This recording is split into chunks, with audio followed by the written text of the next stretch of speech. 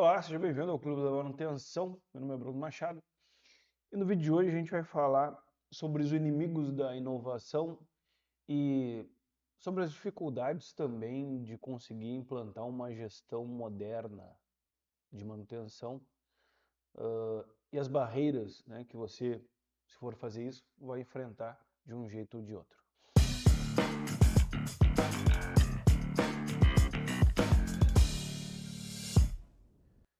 Saber o que fazer e como fazer é só o começo quando falamos em estruturar uma gestão moderna baseada em normas, melhores práticas, fatos e dados, né? Esse é o primeiro parágrafo do meu último artigo, que eu escrevi lá no meu LinkedIn, falando sobre os inimigos da inovação, né, que estão, na realidade, né, representados aqui por o nosso amigo. Vou pegar uma canetinha aqui, ó, caneta. Por esse nosso amigo aqui, ó, que é um hipopótamo.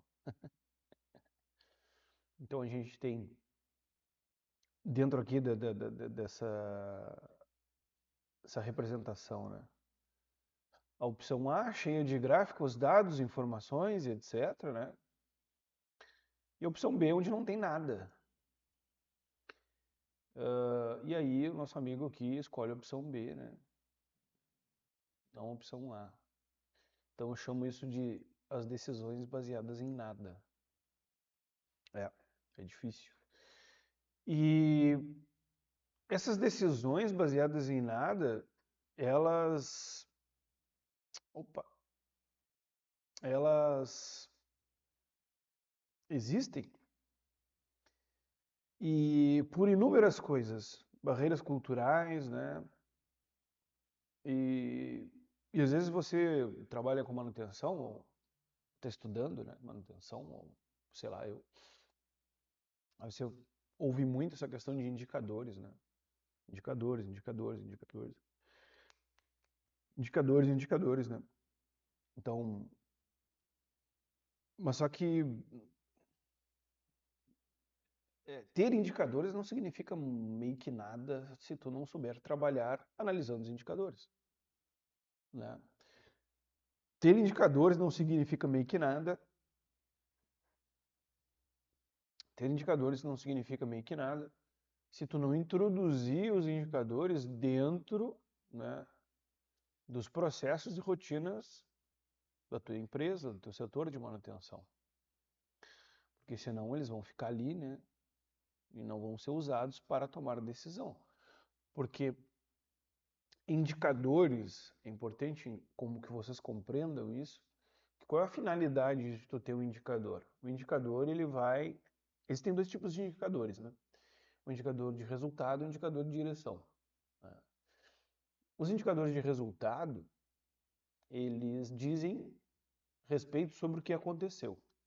Os indicadores de direção, eles dizem respeito sobre para onde tu está indo, né? Então, os indicadores, eles servem para medir a situação atual, né? Medir se você está fazendo aquilo que você se propôs a fazer dentro do teu planejamento estratégico e gerencial de manutenção, né? Então, se tu te propôs lá a executar 10 planos de manutenção, a aderência a esses planos de manutenção é um indicador que vai dizer se tu está conseguindo fazer isso ou não, né? Até para te entender por que tu não está conseguindo, né? Então, se tu olhar para o PDCA, né, planejar, executar, checar, corrigir, né, action depois, né, PDCA, tu vai planejar, tu vai executar, tu vai medir, né, checar se tu está realmente fazendo aquilo que tu planejou. E aí depois tu vai fazer uma correção. E os indicadores são justamente para isso, né? Só que tem muito indicador dentro da manutenção. Inúmeras possibilidades de indicador. Tu tem que tentar. Só que eles têm que fazer parte da tua gestão. Então, quando tu implanta indicadores, sejam eles quais forem, não interessa, esses indicadores eles vão ser metas, né? Vão ser medidas, vão dar direção, vão dizer como é que está a situação atual. né? Vamos ver se tu está de acordo com aquilo que tu planejou. E eles vão ter que ser um meio para a tua gestão. Então, a partir do momento que tu implanta os indicadores dentro da manutenção, tu começa a gerenciar através dos indicadores. Tá? Então, quando os indicadores estão dizendo alguma coisa, não importa se tu tem o cargo X, Y, Z, etc., que é o que a gente vai falar um pouco aqui hoje, tu vai ter que fazer gestão através deles. Então, se, por exemplo, a tua taxa de falha de um determinado equipamento está alta, ou teu MTBF está baixo, né? Bom, não importa a tua opinião em relação a isso, né? Os indicadores eles começam a traduzir fatos, né? Através dos dados coletados e da compilação, da transformação deles em indicadores. Então, se tu tem um motor com maior vibração e um com menos, é esse motor com maior vibração que tu tem que atuar. Né? Porque a coleta lá da vibração, etc., ela está te indicando isso. Né? Se tu tem um equipamento com MTBF mais baixo que o outro, é isso que tu tem que olhar. Mas isso tem que estar entrosado dentro da rotina. Tu não pode ter indicadores para dizer que tem e não gerenciar através deles. Então, vamos lá. Vamos lá. Vamos lá, então. Inimigos da inovação e as decisões baseadas em nada, né? Então, esse artigo, né, eu abordei vários pontos, né? Um total de 6 pontos. E eu vou tratar eles aqui com vocês.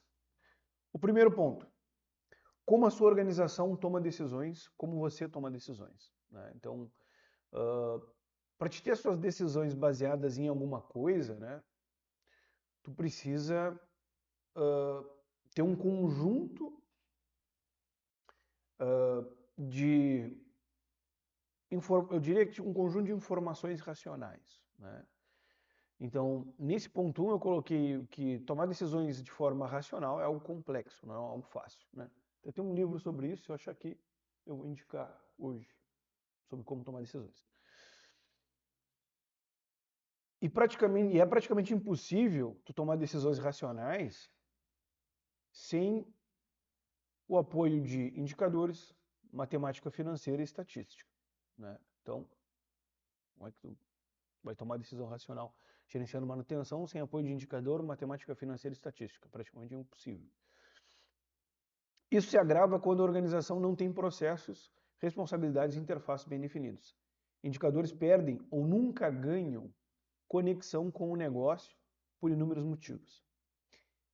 Os principais são desestruturação organizacional, metas e medidas mal desdobradas. Então, como a sua organização toma decisões, como você toma decisão. É uma coisa que você tem que pensar. Como eu tomo decisão, como eu deveria tomar decisão. Então, eu fiz um podcast que o nome dele, se você procurar no Spotify, é Guiado pela Pressão, não pelo Conhecimento. Então, muitas pessoas tomam decisões baseadas pela pressão do momento, né?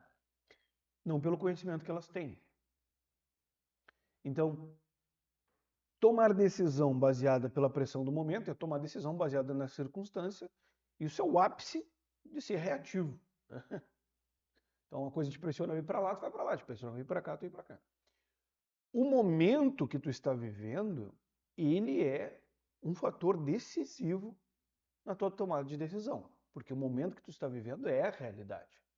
Mas a tua decisão ela só vai ser racional dentro de uma gestão, um gerenciamento de manutenção, se ela for apoiada por indicadores, matemática financeira e estatística. Opinião de especialistas também, né? Tu pode ser um especialista, as pessoas que te rodeiam podem ser especialistas, mas o momento também é importante. Então, por exemplo, o importantíssimo, né, o crucial é que a gente pare um equipamento que está com uma vibração alta. Então a gente tem isso como normativo. Isso é uma decisão racional. Está apoiado por norma, né? Então a vibração rompeu um parâmetro pré-estabelecido. Está apoiado pela coleta de um especialista, né? Então o pessoal mediu a vibração, vem acompanhando, ela tem uma tendência de alta, né? Rompeu o alerta, tem que parar o equipamento. Então a tua decisão está racional, tu tem que parar o equipamento. Só que, naquele momento, a empresa está com o pedido atrasado, né? E ela não pode parar o equipamento. Isso é informação do momento.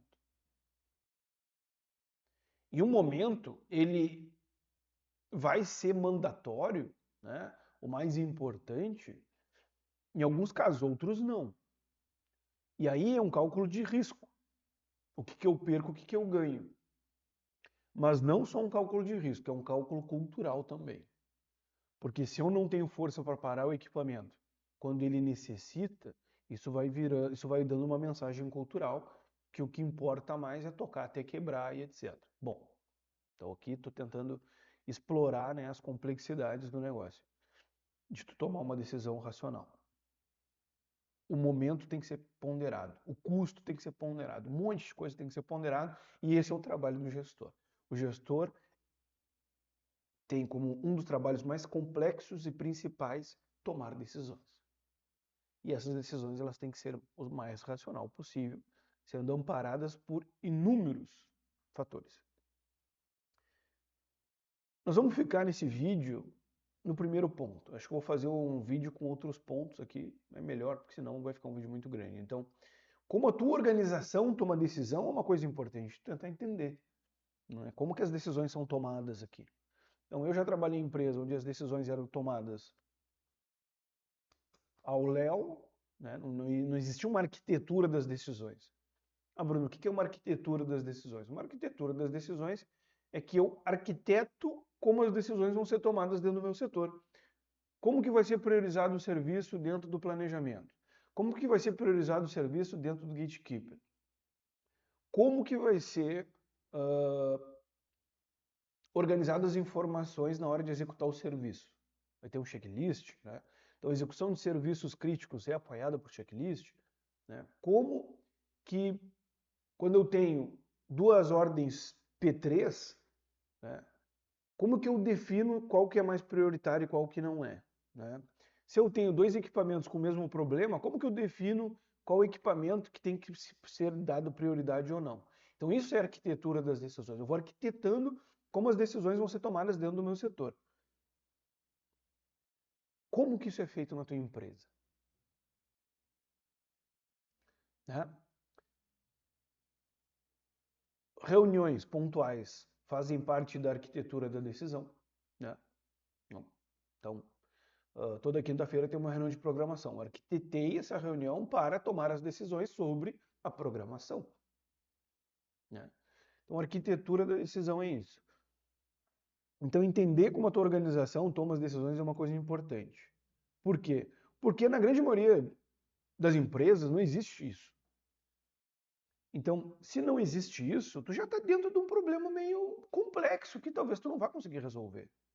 Porque as decisões baseadas em nada, elas também são influenciadas justamente porque a tua empresa não tem uma arquitetura das decisões, onde lá isso não é cultural. Então, entenda o seguinte, por melhor gestor que tu for, se o setor de produção não tem nenhum rito, nenhum processo, não tem nada, tu vai te reunir com os caras como? Se eles nem entendem para que tu tem que te reunir com eles.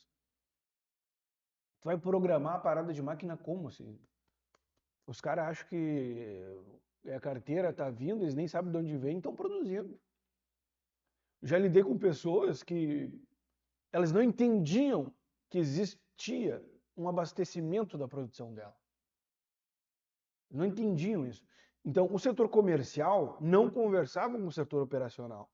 Então, o setor comercial tinha pouca demanda e o setor operacional achava que tinha demanda infinita, que tinha que estar com os equipamentos semi-disponíveis, porque nunca sabia qual ia ser o tamanho da demanda. Então, isso significa que o setor operacional não fechava a carteira.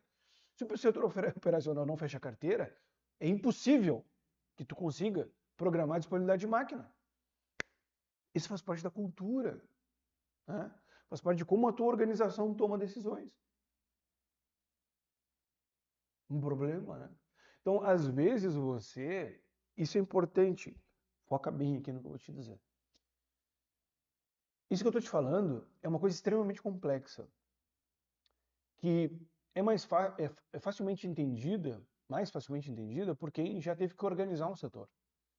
Às vezes tu entra no setor e já está tudo claro, né? Então a gente tem 12 horas de planta disponível por mês para fazer uma parada de manutenção, né? Ou, em outras empresas, que nem é o caso, toda segunda, das 7 horas até as 2 da tarde, a planta fica disponível para o pessoal da manutenção. Além dessas paradas de rotina, eu tenho uma parada anual de 30 dias, que sempre acontece em janeiro, ou fevereiro, ou março, né? Ou que nem é o pessoal que trabalha no setor sucroalcooleiro. Como é que é o nome? Peraí. Usina de álcool. É isso aí. Usina de álcool. Tu tem entre safra bem definida, né? 2, 3 meses de entre safra bem definido. Cara, tá tudo montado para ti, tá lindo, né? Tu entrou dentro de uma estrutura que já tem uma arquitetura estratégica de como o negócio funciona, né? Às vezes tu vai cair em empresas onde isso não existe. Então, dentro do teu círculo de competência, né? Vamos isolar um pouco essa questão de como a tua empresa toma decisão. Dentro do teu círculo de competência, tu tem que tentar entender como que tu toma decisão, né? Como planejador, como programador, como mecânico, como supervisor, como coordenador, como gerente, não interessa, como diretor, como que você toma decisão? Porque existem as decisões que são tomadas pela empresa, mas existem as decisões que são tomadas por ti, porque existe um círculo de competência onde tu controla, obviamente, né? É tu que toma essas decisões. Então, é importante que você entenda isso. E para a gente fechar esse ponto 1, né, que eu vou continuar isso, uma série de vídeos a respeito disso, porque vai ficar muito grande, é um tema muito complexo. A gente tem a desestruturação organizacional, né, que são os principais motivos dessas decisões baseadas em nada, né, desestruturação organizacional, porque eu já comentei um pouco, né, dessa falta de interface, né, de contato entre departamentos, entre setores, responsabilidades bem claras, bem definidas, né? Onde que termina o trabalho do planejador, onde começa o trabalho do programador, onde termina o trabalho do mecânico, onde começa o trabalho do analista, exatamente essas coisas bem definidas, né? Como é que é a interface da operação com a manutenção, né? Que é uma coisa que acaba gerando essas decisões baseadas em nada, né? E o segundo é metas e medidas mal desdobradas. Então, bom, vamos lá. Essa aqui eu vou ter que dar uma aprofundadinha. Eu tenho como meta a disponibilidade de 98% de planta operacional, tá? E eu posso ter como meta uma disponibilidade física de 85% de planta. Sei lá, ou 88, 89, tanto faz.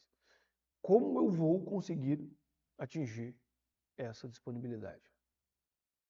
Isso é uma meta do setor da manutenção. Só que o setor da manutenção tem inúmeras pessoas. Tem coordenador, tem supervisor, tem não sei o que, tem planejador. Blá, blá, blá. Como nós vamos desdobrar essas metas, né? Essa meta de 98, para que eu tenha uma meta e uma medida para cada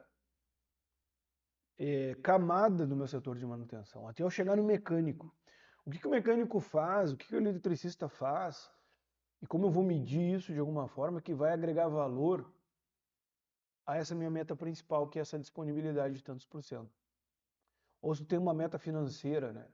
Sei lá, o orçamento é tanto. Como eu vou controlar isso e quais são os indicadores, né? E as metas das pessoas dentro do meu setor para mim conseguir atingir essa meta maior. Então, se tu faz o desdobramento de meta de forma errada, metas medidas, né? Certamente tuas decisões vão ser baseadas em nada.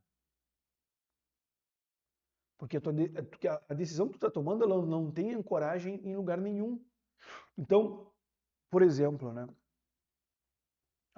Vou trocar tal solução por tal solução. Tá, mas por quê? Que isso vai agregar em valor? Isso vai agregar em valor financeiro? Vai aumentar a vida útil do equipamento? Vai aumentar a disponibilidade da máquina?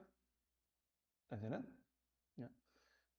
Tua decisão não tem que estar ancorada em alguma coisa. Então, o primeiro ponto é essa questão da tomada de decisão, como a tua organização toma decisões, como você toma decisão.